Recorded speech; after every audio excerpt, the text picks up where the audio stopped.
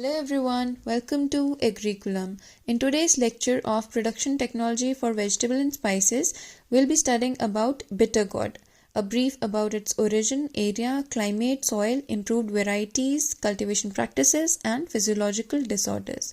Let's start with its botanical classification. Bitter gourd का botanical name है Momordica carentia, family है cucurbitaceae. Common names आ जाते हैं bitter gourd, bitter melon, Hindi में बोलते हैं करेला. ओरिजिन हो गया tropical Asia, particularly India and China. Next is importance and uses. जो करेला होता है it is a rich source of vitamin A, C, iron and fibre. Diabetic लोगों के लिए करेला बहुत अच्छा होता है because it contains a medicinal compound which is called keratin. It boosts immunity और डाइजेशन में भी हेल्प करता है, इसीलिए इसको आयुर्वेद और ट्रेडिशनल मेडिसिन में यूज़ करते हैं. करेले को हम it can be eaten as a vegetable और उसका जूस भी बना सकते हैं, और एग्रीकल्चर पर्पज से it is grown as a short term cash crop. Next is soil requirements. Soil type well drained होनी चाहिए. इट शुड बी लोमी और सैंडी लोम सॉइल. सॉइल का pH slightly acidic to neutral होना चाहिए, यानी कि 6 to 7.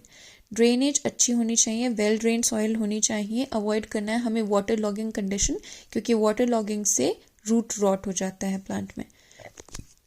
Fertility, the soil should be rich in organic matter and we can even apply compost या फिर well rotten FYM मतलब farm yard manure before sowing. Next is climate requirements. Bottle gourd जो है it is a warm season crop, तो इसके लिए warm and humid climate conditions are very good. Ideal temperature हमारा रहता है 25 to 30 degree Celsius.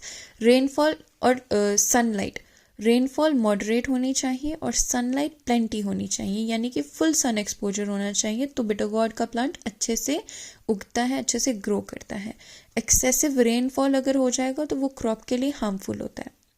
Bitter gourd एक warm season crop है, इसलिए it is sensitive to frost और कोल्ड टेम्परेचर से ये खराब हो जाता है, क्रॉप नहीं अच्छे से ग्रो कर पाता.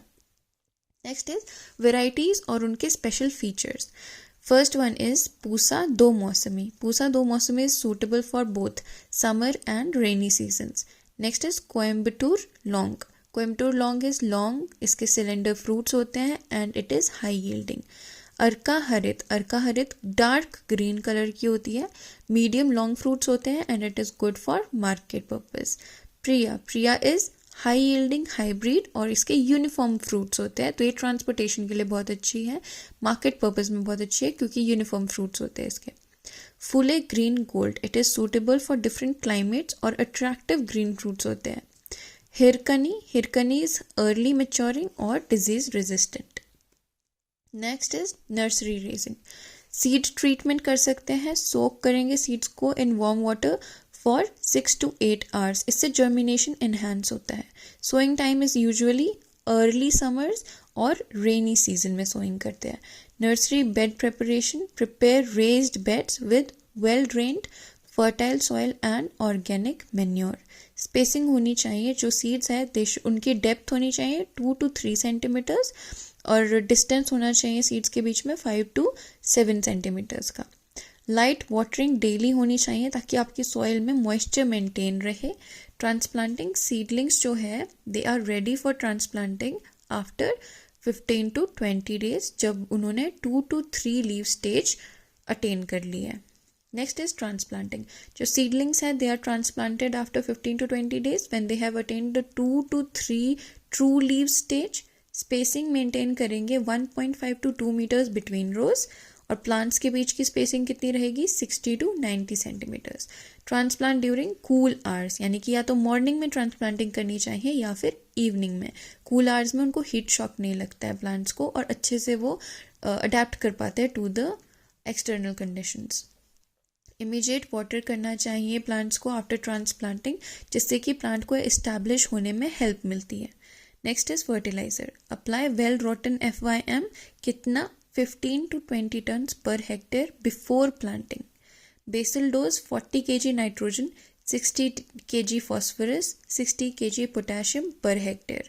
टॉप ड्रेसिंग कर सकते हैं हम 40 kg nitrogen in 2 equal splits at flowering and fruiting stages use कर सकते हैं बायो फर्टिलाइजर्स का, फॉर एग्जाम्पल एजोस्पाइरिलम या फिर पीएसबी, ताकि हमारी जो यील्ड है वो नेचुरली इम्प्रूव हो सके। Next is irrigation. First irrigation दे देंगे हम राइट आफ्टर ट्रांसप्लांटिंग, देन हम 5 to 7 डेज के इंटरवल पे इरिगेशन देंगे in summers and 10 to 12 days के इंटरवल पे इरिगेशन देंगे ड्यूरिंग द कूलर मंथ्स। हमें वाटर लॉगिंग अवॉइड करनी है and we can use drip irrigation, क्योंकि ड्रिप इरिगेशन से वाटर लॉगिंग कंडीशन अवॉइड हो जाती है और बेटर वाटर यूज़ होता है, वाटर यूज़ एफिशिएंसी हमारी इंक्रीज हो जाती है। Next is weed management. जो फील्ड है उसको वीड फ्री रखना है, specially during the first 4 to 6 weeks, क्योंकि वो क्रूशल स्टेज ऑफ डेवलपमेंट है हमारे क्रॉप का। डू 2 to 3 हैंड वीडिंग्स और होइंग्स, या मल्च यूज़ कर सकते हैं हम, ताकि हम सप्रेस कर सके वीड का ग्रोथ एंड रिटेन कर सके मॉइस्चर। हर्बिसाइड्स का यूज़ कर सकते हैं like pendimethalin which is a pre emergence herbicide. Harvesting, start harvesting 45 to 60 days after sowing, but also जो हार्वेस्टिंग के डेज हैं it depends upon the variety.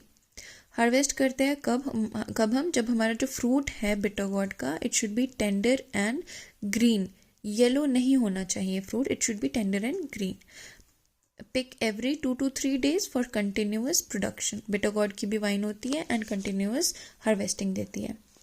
Handle fruits gently in order to avoid damage और market quality maintain रहे। Next is very important physiological disorders in bottle gourd. First one is fruit cracking. Fruit cracking का cause क्या है? Sudden heavy irrigation after dry spells, या फिर rapid fruit growth due to excess water, या फिर nutrients access हो गए। Symptoms longitudinal या फिर इरेगुलर क्रैक्स आ जाते हैं on the fruit surface. Management क्या है? मेंटेन रेगुलर या फिर balanced irrigation, excessive nitrogen fertilizer को अवॉइड किया जाए एंड मल्चिंग करी जाए ताकि सॉइल का जो मॉइस्चर है वो इवनली रिटेन हो सके। Next one is sunburn. Sunburn का कॉज क्या होता है? Excessive exposure to intense sunlight and high temperature. Symptom होता है ब्राउन, सनकन और ड्राई पैचेस बन जाते हैं ऑन द फ्रूट्स। मैनेजमेंट होगा पार्शियल शेड दे दी जाए फ्रूट्स को, ताकि डायरेक्ट सन एक्सपोजर ना हो ड्यूरिंग पीक आवर्स। जो 12 से 3-4 बजे का टाइम होता है दिन का, वो पीक आवर्स होते हैं सन एक्सपोजर के, उस टाइम पे पार्शियल शेड दे दो। मल्चिंग यूज़ कर सकते हैं ताकि रूट्स कूल रहे and avoid excessive nitrogen which increases the foliage density. Next is hollow fruit. Hollow fruit का कॉज होता है इरेगुलर वाटरिंग या फिर न्यूट्रिएंट इम्बैलेंस, स्पेशली अगर पोटेशियम और कैल्शियम कम है तो हॉलो फ्रूट बनता है।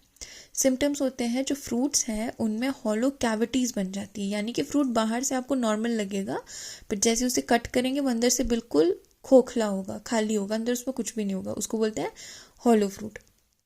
मैनेजमेंट है कंसिस्टेंट वाटरिंग होनी चाहिए स्केड्यूल करके और बैलेंस्ड फर्टिलाइजर्स अप्लाई होने चाहिए, specially potassium and calcium. That's all for today's lecture. Please like, share, comment and subscribe. Thank you.